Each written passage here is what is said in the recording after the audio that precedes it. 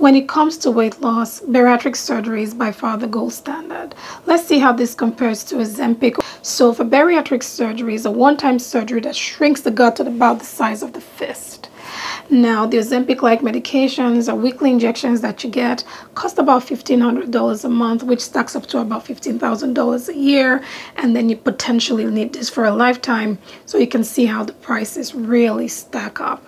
Now, in terms of how much weight you lose, for Ozempic, you lose about 15% at the 2-year mark. But for bariatric surgery, people lose about 75% of their weight at the 2-year mark.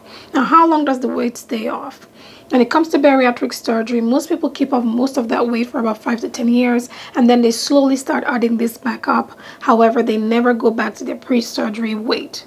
When it comes to Ozempic, on the other hand, within a year of stopping the medications, most people will put on about 14% of their weight, and it's believed that most people will actually put on all of the weight plus a little more after that.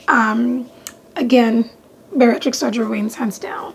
Now, when it comes to side effects, this is a little tricky. Most people do not get the side effects of either Ozempic or bariatric surgery, but if you do, it could be worrisome. So for bariatric surgery, we're looking at side effects such as a leaky gut, where they leak outside of the anastomosis of where they suture the gut.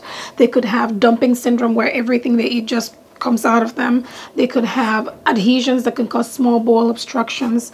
They could have gallstones. For Ozempic, we see them on the news all the time: pancreatitis, small bowel obstruction, loss of muscle mass, gallstones as well. The list goes on and on.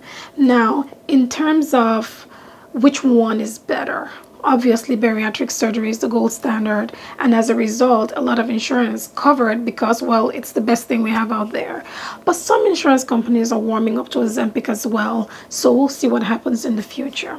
In addition, when it comes to bariatric surgery, we know what to expect in terms of side effects and, things that we can mitigate against. But when it comes to Ozempic, Ozempic-like medications, they've not been on the market for very long, so we really don't know what to expect going forward in the future.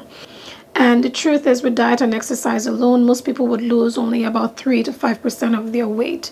Obesity is a complex disease that requires complex solutions. So if you're struggling with it, don't do that alone. Talk to your primary care physician to see if bariatric surgery or Ozempic is an option for you. Thank you for watching, and I'll see you next time.